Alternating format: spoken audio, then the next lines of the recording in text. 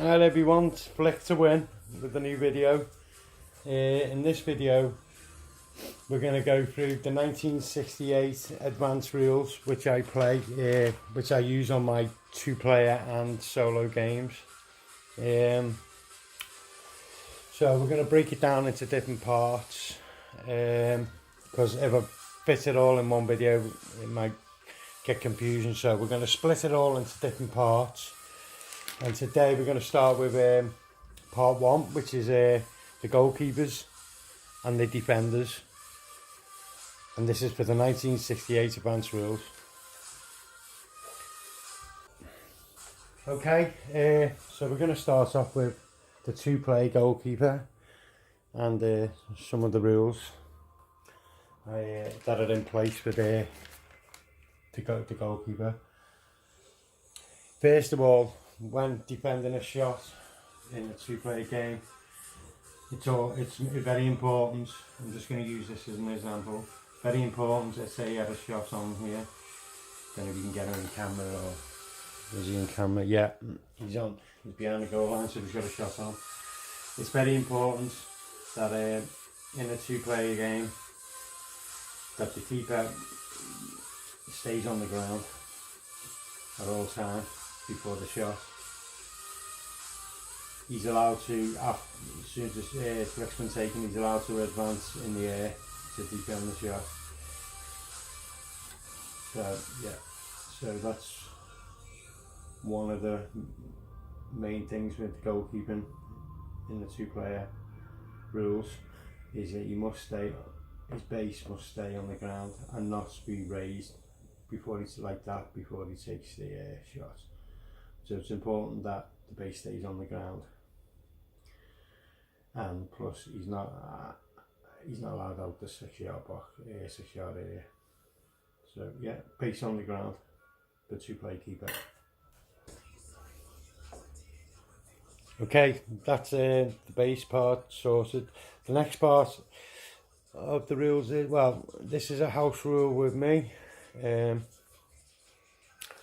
is a couple of house rules thrown in as well, just to make the game more exciting. And if the shot comes in and the keeper saves it, and the ball stays in the 6-yard box, it's classed as a save. I can take it out my keeper and use whenever he saved the ball. I can use the kick keeper to kick it out. So yeah, if the ball after the shot is taken, if the ball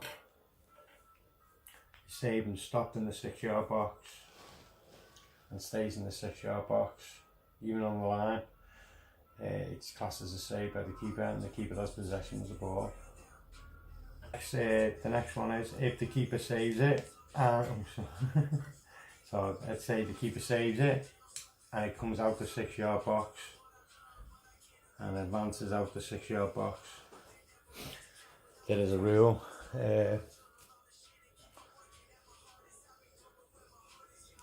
I class it as the nearest player to the ball as the advantage, about as possessing the ball. So let's say the opposite player is here. Keeper saves it, the defender here in red, and the ball comes out and it goes to about there. Let's just move the camera just to show you. It comes out the 6-yard box, as I said, and or hits the post of the bar. It doesn't have to be the keeper as well. If it hits the post or the bar, comes out, it's classed as to the nearest player of the ball. So I'd weigh it up, and obviously the Porto player is the nearest to the ball, which he'd have possession after the save, or off the post or bar. Plus after the save, and after, if it comes out after working out who's got possession of the ball, obviously the defending team, because the ball has gone backwards, And the defending team resets its 3 defensive moves, so you can they get their 3 moves back. Okay, now on to the solo goalkeeping. As you may have seen in some of my matches, this goalkeeper here gets used quite a lot, and it's very effective in solo gaming. There's all different types of ways, if you look it up, how to use your goalkeeping in solo play. But I found this one the best one, so I'm sticking with it at the moment until something else comes out that beats this way. And you see on the base is a 2p piece glued onto the cardboard. I've just done a little squiggle there to remind me that's the rear end of the goalkeeper, and that's the front side. Let me just do an example. And you see there, the 2p is on it just to give it that bit of balance. So the ball, if he does save the ball, he's got a better chance of being more balanced to tip it over the bar or tip it at the side. Basically, the 2p gives it balance to take the power of the shot, and it does work. You've seen in a couple of matches, it is effective, and it does save shots. So how this works is this solo goalkeeper, there's a shot on by the torso player. It's just make sure he's in camera, so camera view. So what must be done first is basically I get hold of the goalkeeper and I can place him anywhere in the 6-yard box, which I think he's going to defend the shot. House rule is, once I let go, that's it. I cannot adjust him, so I go back to the player to take the shot and I go, oh, should have moved him a bit more to the left, or should have moved him a bit. It's too late, I've let go of the goalkeeper. He must stay in position. Yeah, so that's a house rule I've made up for myself. Once I let go, I've got to look behind the goal. Once I let go of the keeper, where I think it'll be more effective, which is up there. Little example. Once I let go, once I put him in position and let go, he cannot go outside the 6-yard box. He go on his line, anywhere in the 6-yard box. Once I let go, that is it. He's got to stay there for the shot, and then the porter will take the shot. And there's an example. What a great save! And pushed it out for the corner. But yeah, that's basically the solo keeper. Same things, same rules with the two-player goalkeeper.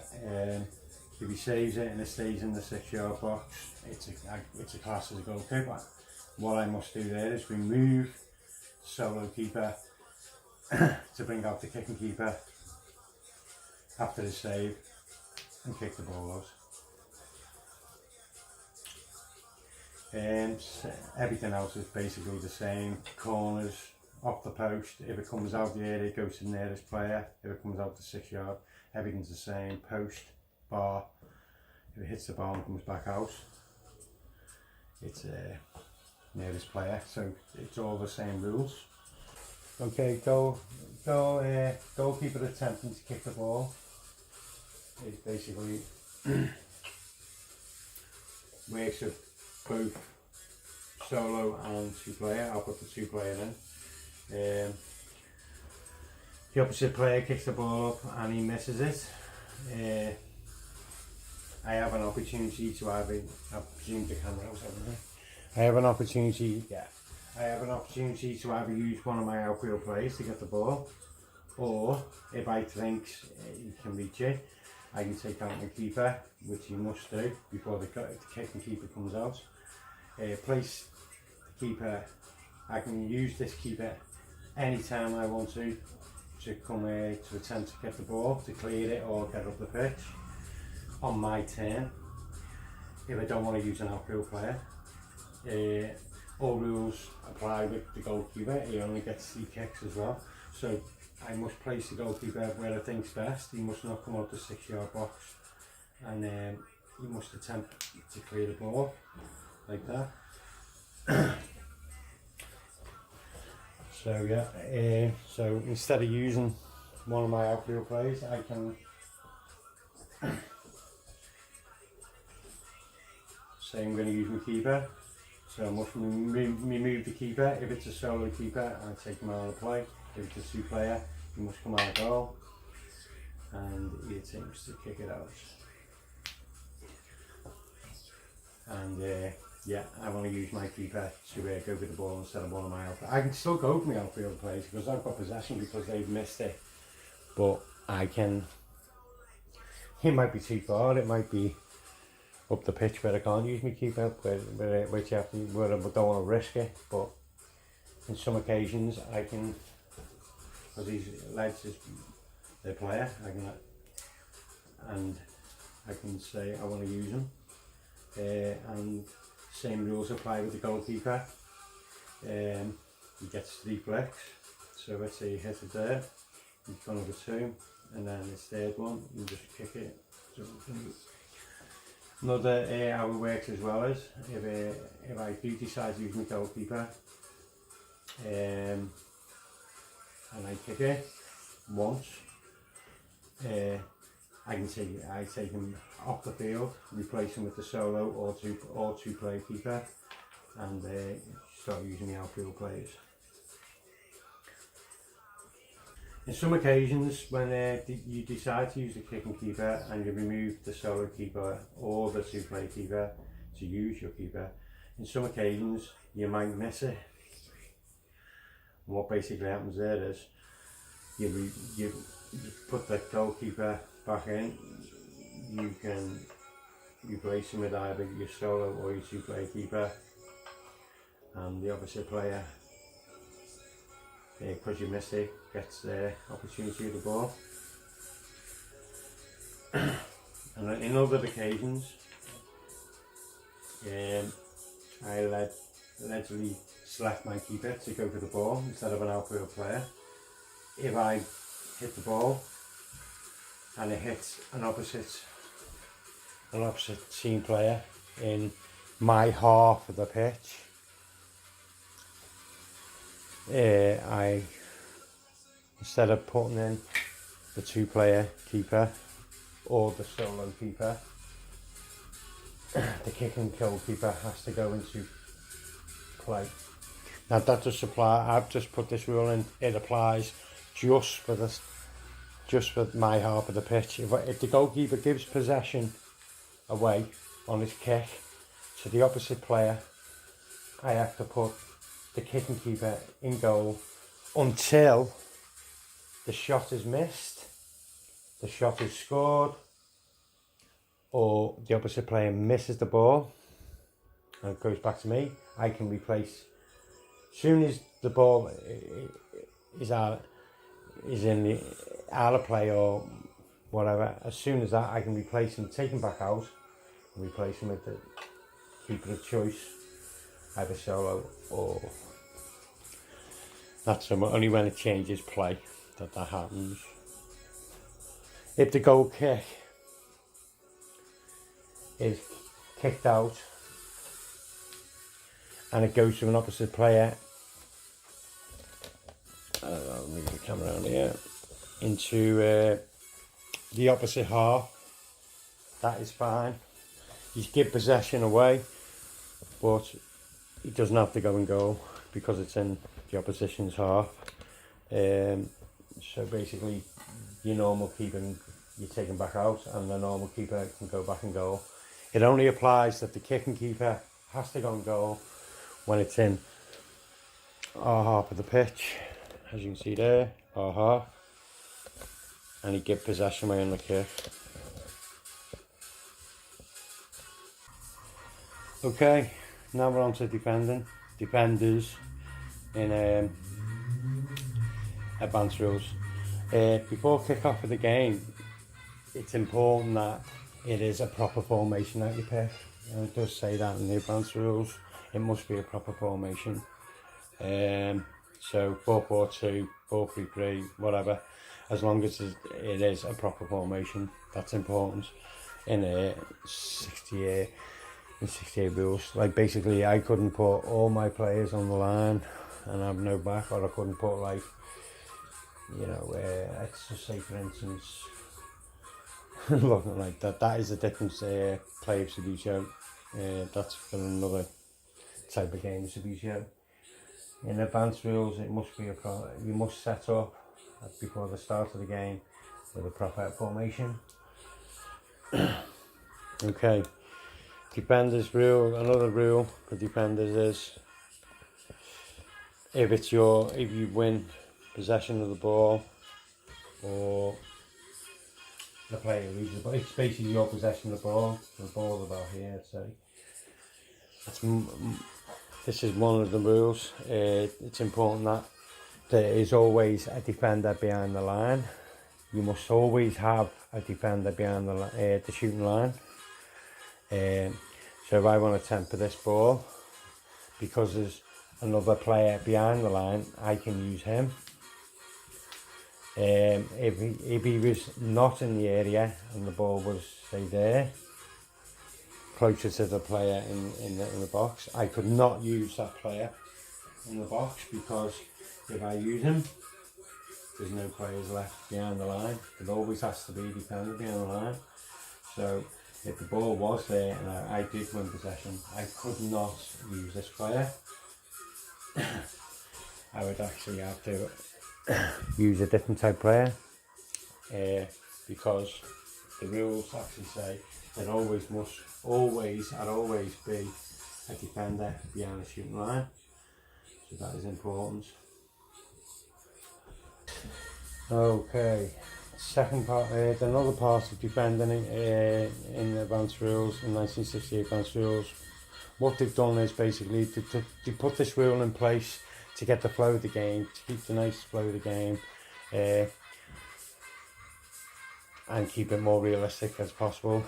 So what the rules say is, in the opposition's half,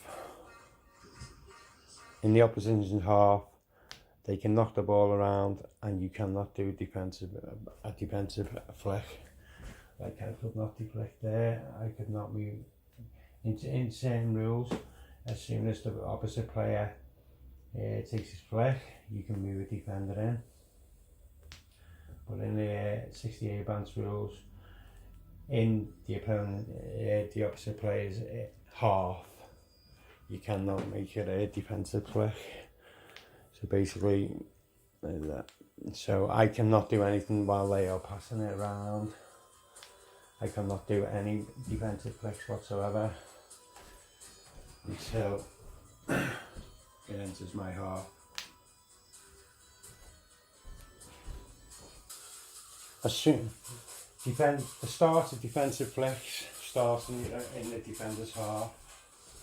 As soon as the ball is played, as I said before, you cannot do any defensive flicks in the opposite half. You can pass the ball around. The only time you can do defensive flicks is either a free kick or a throw-in, and we'll do that later on in the videos. But still, I want to remind you that no defensive flicks can be taken while the ball is getting passed around in their area. So as soon as the opposite player kicks the ball in the defender's area, it becomes their first free flick. And let me remind you, as soon as the ball is kicked out by a defender and then it goes back in the half, the free flick comes back into play. So every attack, the free flick comes back into play. As soon as the ball comes back into the opposite defending area, the attacking team will get their free flick. And this is where it comes to the start of defending flicks. In the 1968 rules, the defending team will get an average of 3 defensive flicks per attack. I just want to remind you that. The attacking player will, as soon as the ball enters the half, defender's half. He gets his free flick, and his free flick is played. Now, a defensive move cannot be played after the free flick. So let's say the ball was on the shooting line, it got kicked in this half and lands on the shooting line. Perfect angle for the attacking player. The defending player cannot make a defensive move. He gets his free flick, so he can take his shot on goal without any defensive moves getting played. Also, he can also put the ball in place like that, and this is where it comes in. He still cannot make a defensive move because he's had his free flick, is one, and the second one is his normal flick. Now, after the normal flick is where the defender can do his free flicks, defending flicks. I just want to remind you that. Let's go back to that again. You only get free flick, defending flicks per attack. And it does reset, but we'll go back into that in a minute. So the defender, the opposite player, he's hit his free flick, it landed on there, a goal kick, or got kicked into our half. Basically, the attacking player does his free flick. Let's say it's just off that shooting line. Free flick, hits it, puts it in his shooting position. He has still got his normal flick before he can do a defensive move, so he can take the shot on goal if he wanted to, or he can knock it forward again before you do the move. Now, the ball goes into our half. The attacking player gets his free flick. And then he does his normal flick, and that is where it starts after the normal flick. Defenders can do defensive flicks. That's his first one. He cannot go 1-2. He's got to wait for the opposite player to take his flick again. Oh, that would have been a free kick. I'm trying to do this here. So he's done his defensive move, his first defensive move out of his three, and then the opposite player plays the ball again. And this is where you have got the opportunity to think, do I want to use my second defensive flick? And as you can see, I'm going to say yes, but sometimes I can say no. So we could say no, because it's not on the shooting line. Now, if that was on the shooting line with this player, I'd most probably be thinking, yeah, best have. So I'd move him again. 2, to try and block the shot. That is his second defensive move. And I cannot go again and go, oh yeah, because I've got to wait him to take his move again. And he's allowed to say, no, I don't want to take the shot, I want to pass it. And then I can go, oh, I'll move this player up, and this is my third defensive flick and my last flick. So I'll try and block him. I'll block that player. So that's how the defensive flicks works. You cannot defend in the opposite half. You can only start defending as soon as the ball enters the opponent's half, and after the free flick, and then the normal flick, and then you can start defending, doing your free. Now, as I said before, the free flicks can get reset by a couple of ways.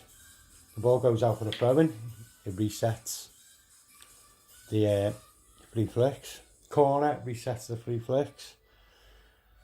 Goalkeeper save comes back out. You got to wait. Your free flicks reset that way. Now, if I force, I need to pass this ball backwards. If the ball travels backwards, and then, or I'd say straight as well, or backwards. Let's say I want to play it, I go like that, and I go, oh, I'm playing it to him. That resets your 3 defensive moves. So let's say I use 2 of my defensive moves. I've got 1 left, and the opposite player passes the ball backwards, to one of his players. That resets my defensive moves. As soon as the ball is played backwards, I know I've got 3 more defensive moves again. I've just used 2 on the last one, but now it's resetting. So I've got 3, back to 3. So I can think about defending. I'm back to 1, 2, 3. And that's all of my defensive moves used. So let's say he plays it ball, nice ball, he's just got it, and nice ball through, put a shot on, I cannot move again. I've already used my 3 defensive moves. So the opposite player can take his shot on without me even attempting. That's where it gets really good. I cannot reset. I cannot do defensive flick for the rest of that attack unless the ball is played backwards again or goes out of play for free kick, corner, throwing, goal kick. My defensive moves will reset. So that's how the defensive flicks work. So if you've been watching any of my games and you're thinking, wow, how come he's not defending when the ball is in the opposite half? And it's basically because you're not allowed to do any defensive flicks in the opponent's half. So they can just pass it around as much as they like, as long as they keep position, and plus the rules still count that you've only got 3 flicks per man, so 1, 2, and then this is my last one, so we've got to pass it to an opposite player. That still applies, but in our home, this is important for defensive flicks, in our home half, in the opposite half, you cannot, only when the ball enters your own half and the free flick and the normal flick has been played, that you can start doing your defensive moves. This makes it exciting for the game. I think this is it's just been the perfect rule for me for solo play, especially. Let's say, for instance, he kicks it here and it's in our half. I've seen this plenty of times. Let's move in. Sorry about that, camera. Let's say, got 2 defenders there. Just for example, I've got 2 defenders there and the ball is in my half. And I play a ball through. Oh. Now I know quite well that the free flick is coming up and he cannot do a defensive move. So the free flick would come up. I'd knock it, I'd say I knock it to him with a perfect pass, which that one wasn't, but let's say it did. That was the free flick over. Now I've still got my normal shot. He can still not do a defensive move because I've got my normal shot. He can do a defensive move after the normal shot. You get your free flick, then your normal flick. And as you can see there, if he takes a shot on, he will be offside. So the first thing I do is move him onside. And he has to be obviously level there. And as I said, you still can't do a defensive move. I'm just trying to explain you. And he could take a shot on with before you need a ledge to do the defensive move.